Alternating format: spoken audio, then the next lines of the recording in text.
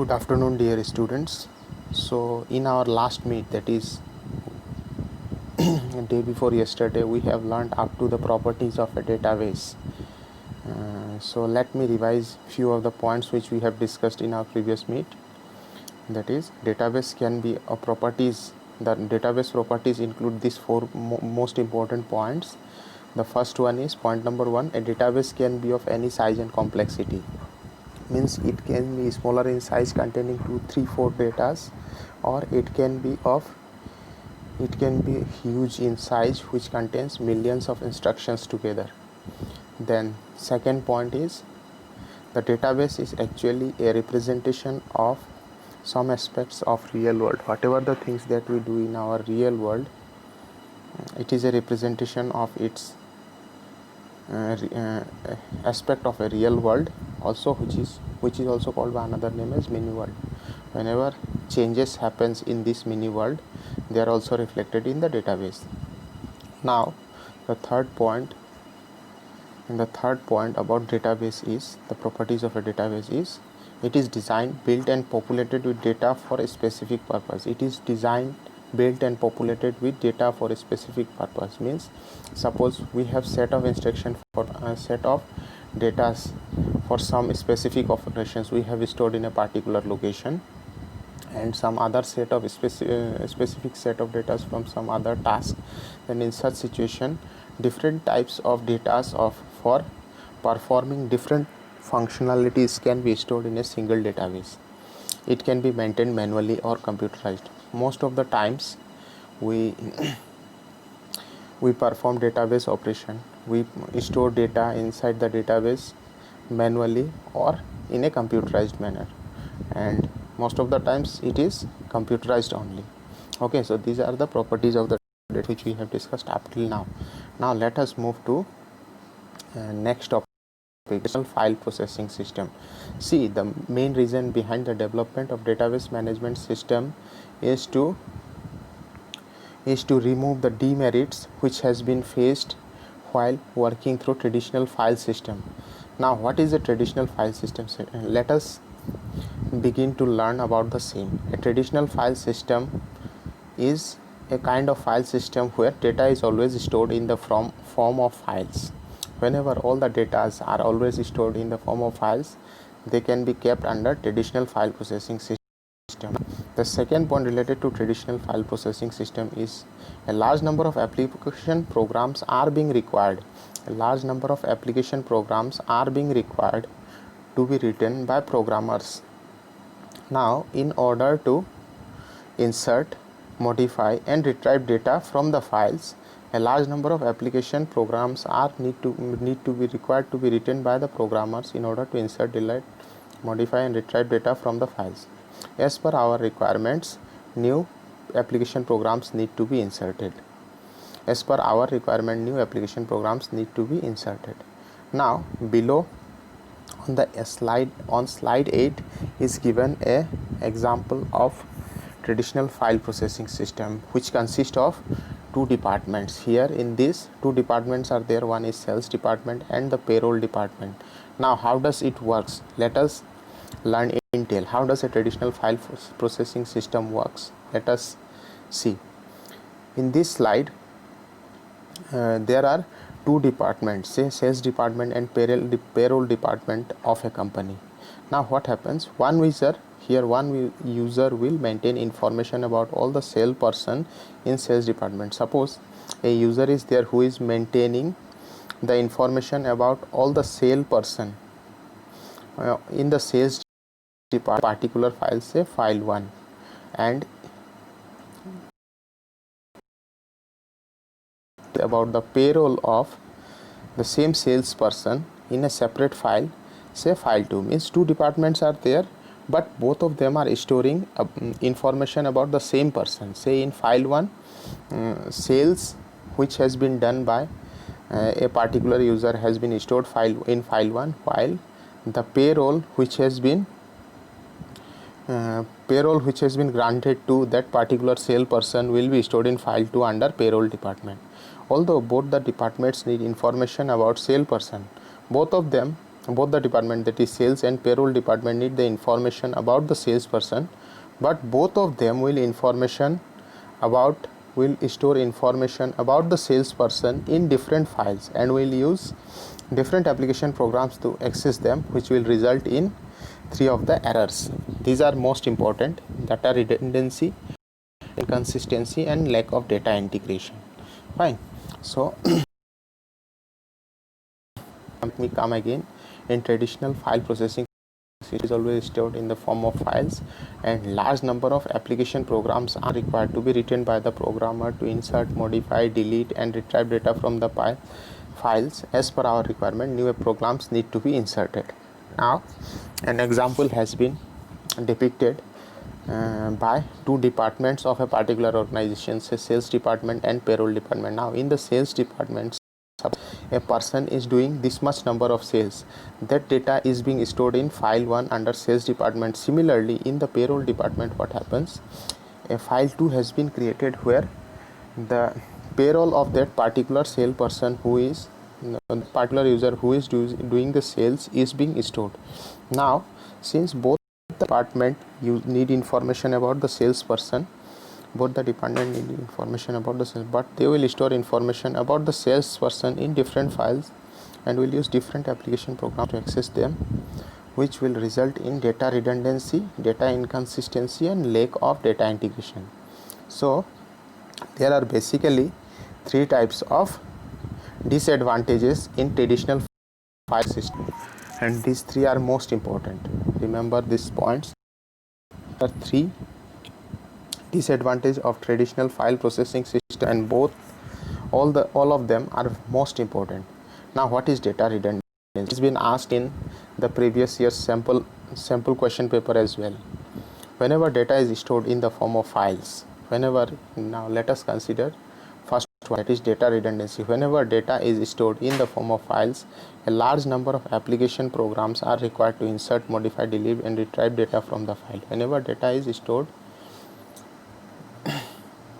in a database in the form of files, large number of programs are required to insert, modify, delete, and retrieve data from the files, and the same data has to be stored in more file, which may lead to wastage of space. This wastage of space is also known as data redundancy. Means if the same information is being distributed in different files, and we are using different application programs to insert, modify,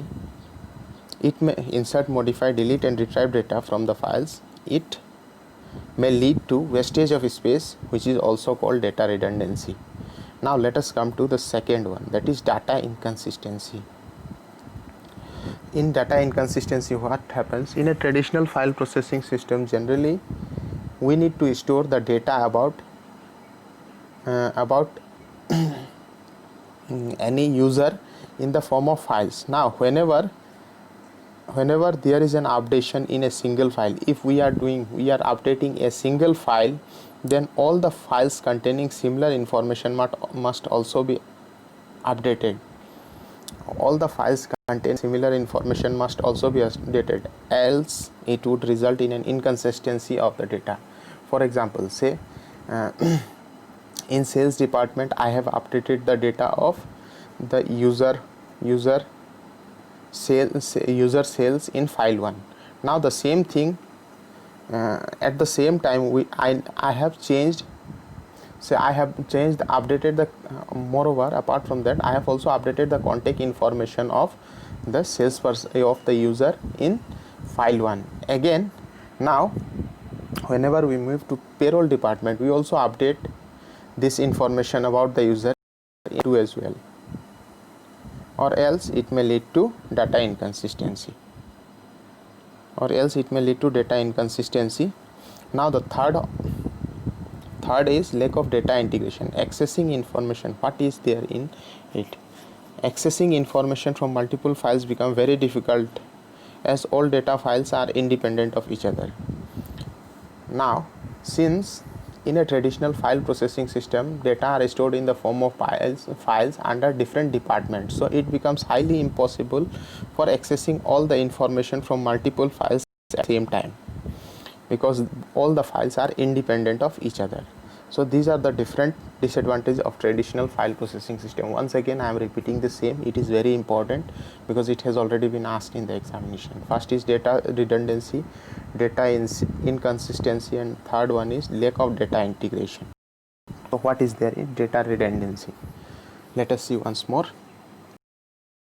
This is simply wastage of space that has been created, that whenever data are stored in the form of files, certain wastage of space occurs, that is known as data redundancy. Wastage of space occurs called data redundancy, and this wastage occurs whenever large number of programs are required to be required to insert, modify, delete and retrieve data from the files, and the data has to be stored in more than one file. Now in case of data inconsistency, suppose in file 1 I have updated the details of contact information of the user in file 1. Now again at the same time in the payroll department also a file 2 has been created with the details of the user.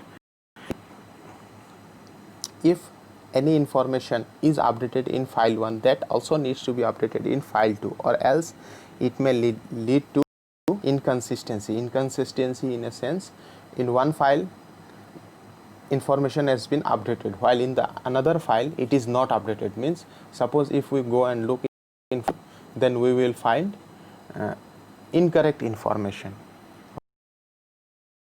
Okay, so the lack of data integration, what is there in it?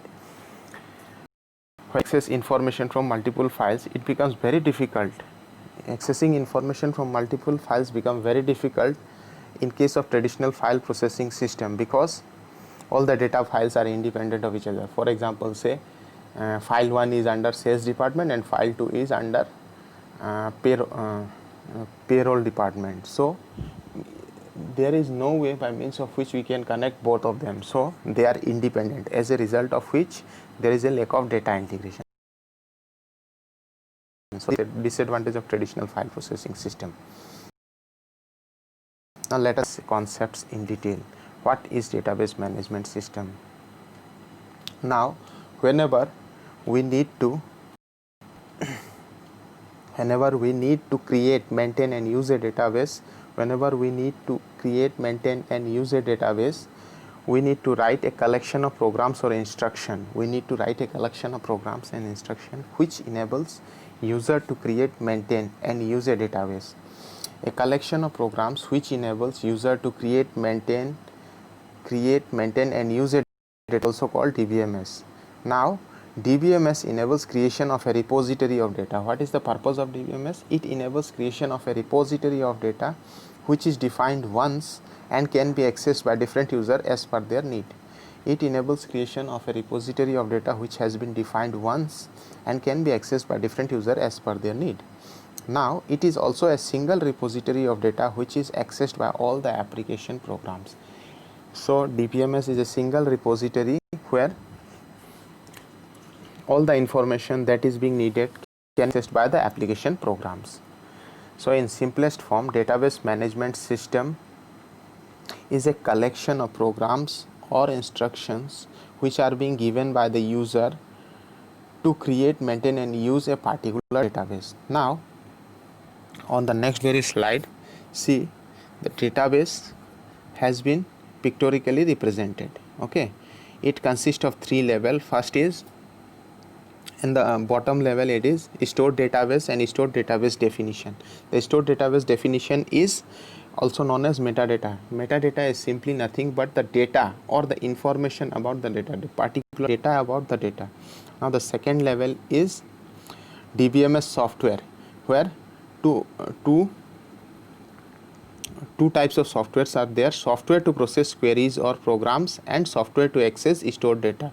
The bottom level is also known as physical level, that is stored database definition or metadata, and stored database definition comes under physical level. Now the DBMS software, which consists of two types of software, that is to process queries or programs and to access stored data, this comes under logical level. And the third level, where DBMS works is database system. It consists of application, programs or queries. So DBMS environment is physically made up of three types of level. First one is called physical level, which consists of database and database metadata, while the second level consists of software to access stored data and software to process queries or programs. This is also known as logical level. And the third level is known as database system, where different kind of application programming programs or queries are being mentioned or written. That is known as database system, and it is also called view level. So in general there are three levels in a DBMS environment: physical level, logical level and view level. The bottom one, that is stored database, and stored database definition comes under physical level.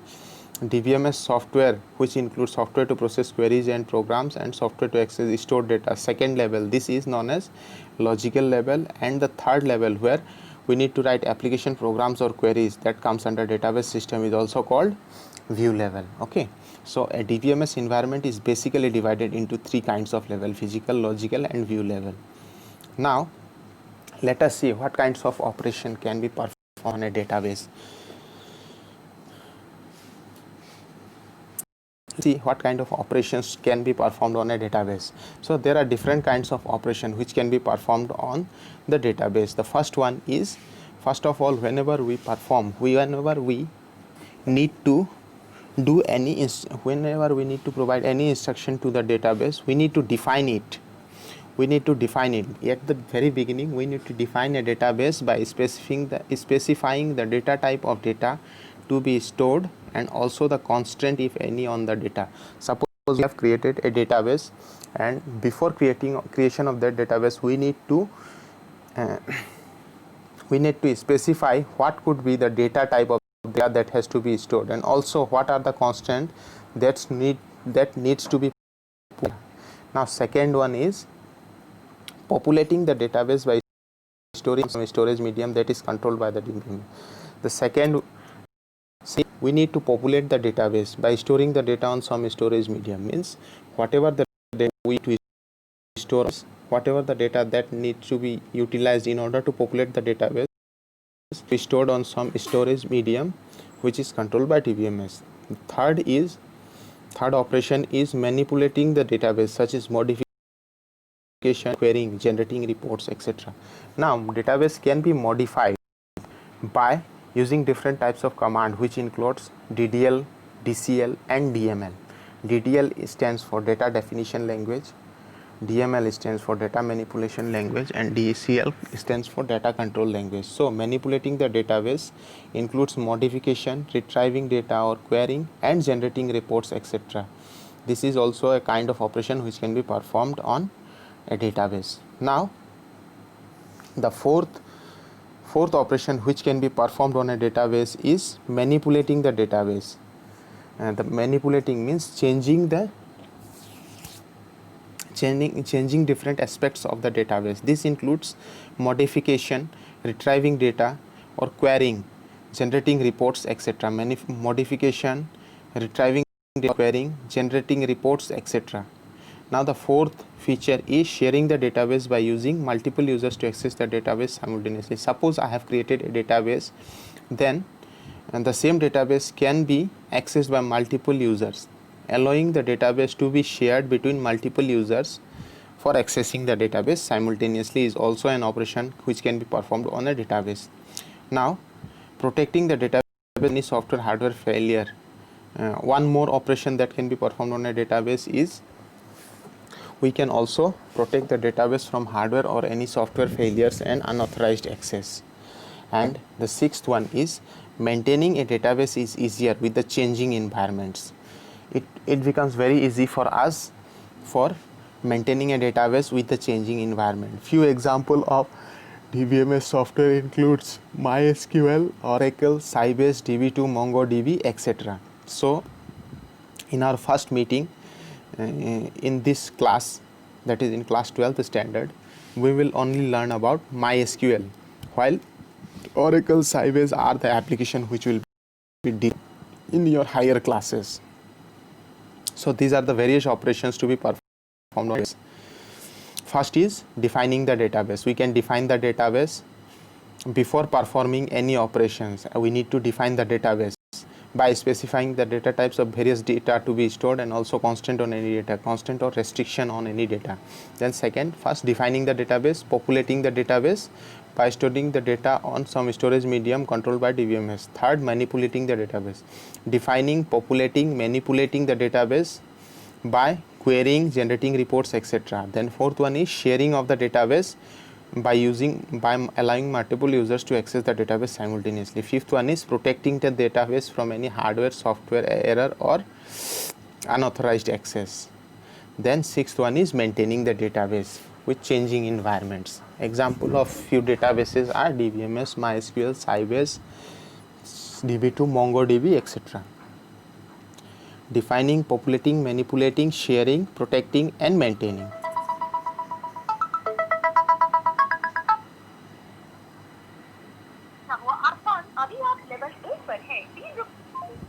Okay, so let us come to the next topic, that is characteristics of a DBMS, database management system.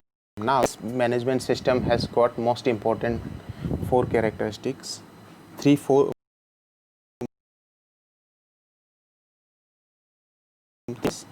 insulation between program and data and sharing of data. So we will describe each one of them in detail.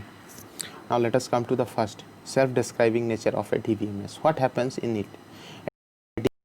Of the descriptions of the data along with the database. Now suppose we have created a database in DBMS, database management system. It consists of description of data along with this DBMS. This description of data is also known as metadata, as we have discussed in our pictorial representation of a DBMS environment. That is the first level, logic, physical level. In physical level, database and database metadata are present. So metadata is simply nothing, the data about the data, description of data or data about data, which is stored in database, catalog, data dictionary.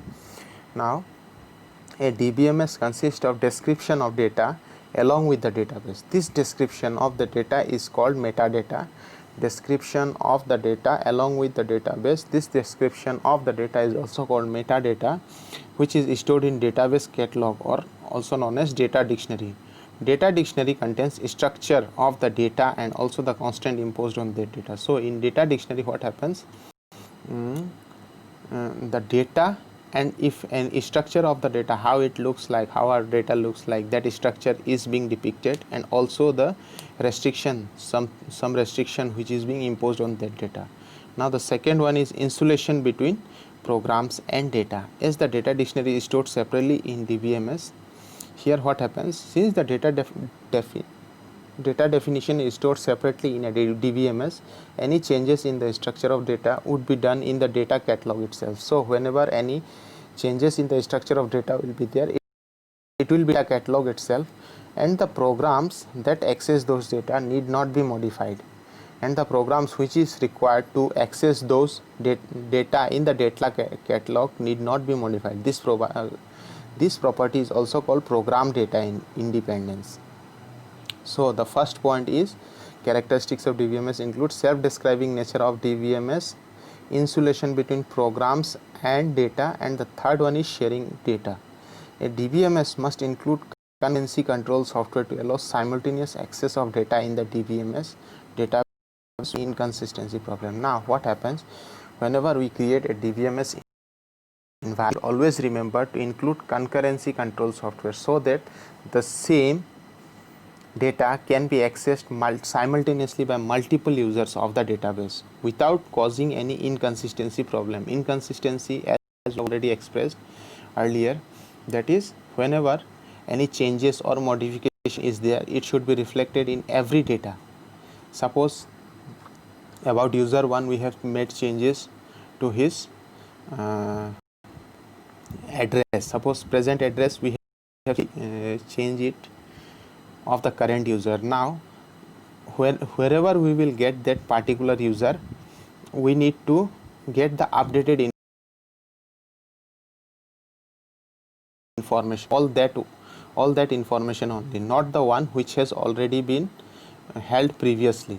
Okay, so this is known as concurrency control. So a DBMS must always include a concurrency control software so that if any changes if any changes is being made to any file of a user, it should be reflected to all the users, all the users. It should be reflected in all the files which is being accessed simultaneously by the user of the database DBMS without any inconsistency problem. So these are the three most important characteristics of DBMS. First one is self-describing nature of the database DBMS. Second, insulation between programs and data, and the third one is sharing of data. So in self-describing nature of the database, what comes?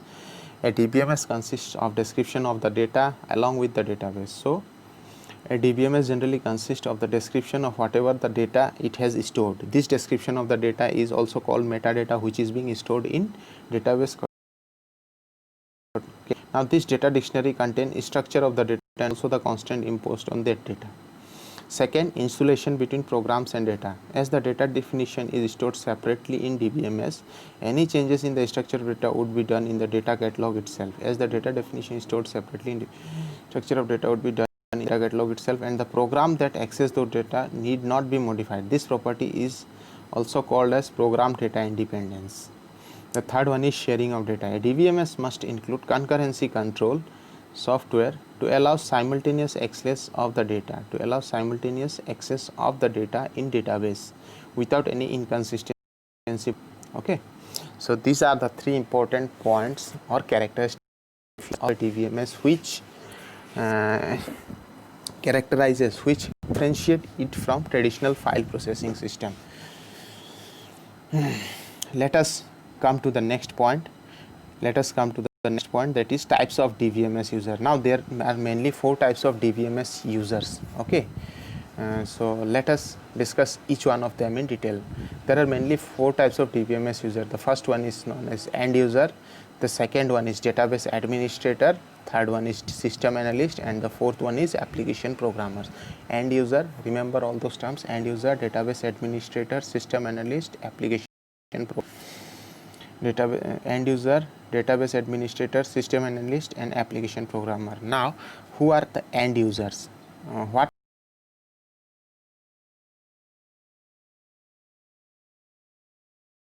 are all? So DBMS users, in the first category, these are end users. End users are simply nothing they are those users who simply uses the database for querying, means writing programs, modifying and generating reports according to their need. These are those users who uses the database for querying, modifying and generating reports according to their need. They are simply not concerned with working and designing the database. So end users are the users who are using database for their own need, means in order to query, modify and generate reports they need data DBMS, but they are not authorized or they are not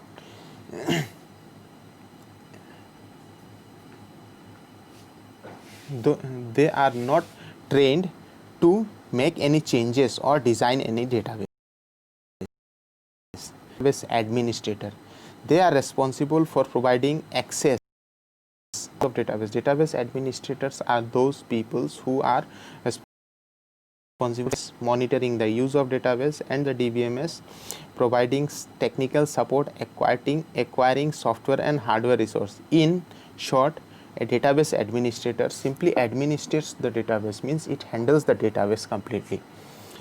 Okay, so he or she is generally responsible for providing access, for authoring access, for providing access, monitoring the use of database and the DBMS, for providing access, monitoring the use of DBMS and the database, and providing hardware and software support, technical support. Okay, so this is the second category of DBMS user. The third category includes application program. Category of user who are generally concerned with development of application programs. They are who are generally concerned with the development of application programs to interact with. Generally, high level language such as SQL is needed to write those programs. Okay, so in case of application programmers, they are the main developers, means whatever the task that has been assigned to be performed on the database, those tasks has to be designed by means of writing application programs for the database, and that task is being performed by application programmer. Now the system analyst, fourth category of user is system analyst.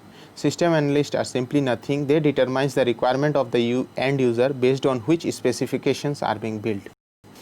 System analysts simply find out the requirement. They carry out the task of finding the requirement of the end user according to which the application about DBMS is being built. Suppose in DBMS this and this need to be added, which has been designated, which has been provided user. So system analyst will simply analyze those requirements and give it to the application programmer. They have a lead role. They have also a lead role in database design and all technical, economic and feasibility access. Mean they are the leader. They are the leader. While whenever there is a need to develop a DBMS, they act as the lead. They act as the leader, and they are in the leading role to perform these operations. Thank you for today, and this much I would like to conclude. I would like to conclude today's class. Thank you.